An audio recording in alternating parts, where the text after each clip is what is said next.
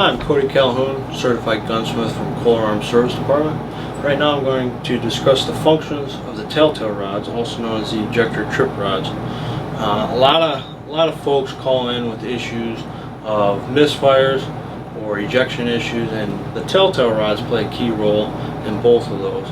As you can see on the joint roll, there are two little pins that would stick out of the receiver.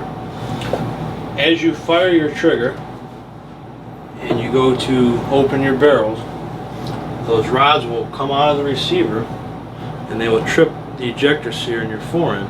That's what causes the barrels to eject. Now, you can set those just to lift your shell out rather than eject them, but right now I will show you how to remove them for the cleaning and the maintenance of them.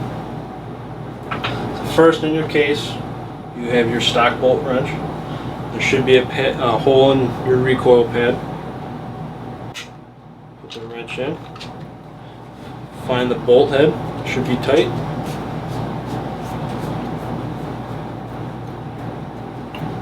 Unscrew the bolt. Now, most times the receivers will be snug into the stock. You can bump it on a bench.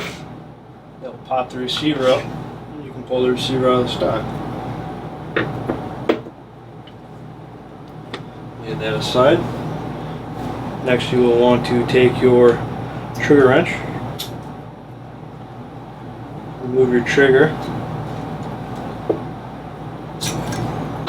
The telltale rods sit right here in the side of the receiver.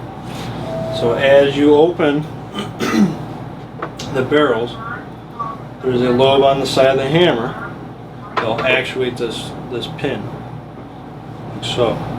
For telltale rod removal, or ejector trip rod removal as most people would call them, on the inside of the receiver is the tab end of the ejector trip rod right here. It's easiest if you just take your thumbnail, push forward, rotate up, and that trip rod will come out with a spring and a bushing. As discussed before, make sure that when you remove these for cleaning, you keep them separated left and right, because they are cut to a certain length and the springs have a certain tension to them. Now, a lot of times when people use way too much grease on the joint roll, that will migrate up into the hole that these rods ride in. So all you will need to do is take a pipe cleaner, clean that hole out, take your rag, wipe these rods out, and then reinstall them. I prefer to keep them dry, but you can lube them. You can take a real light oil, just put a film oil on the rods, put the rods back in the hole, push them back down. Now push forward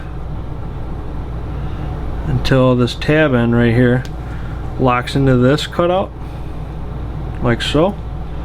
Rotate it down and that will snap back under spring tension. Flip her over.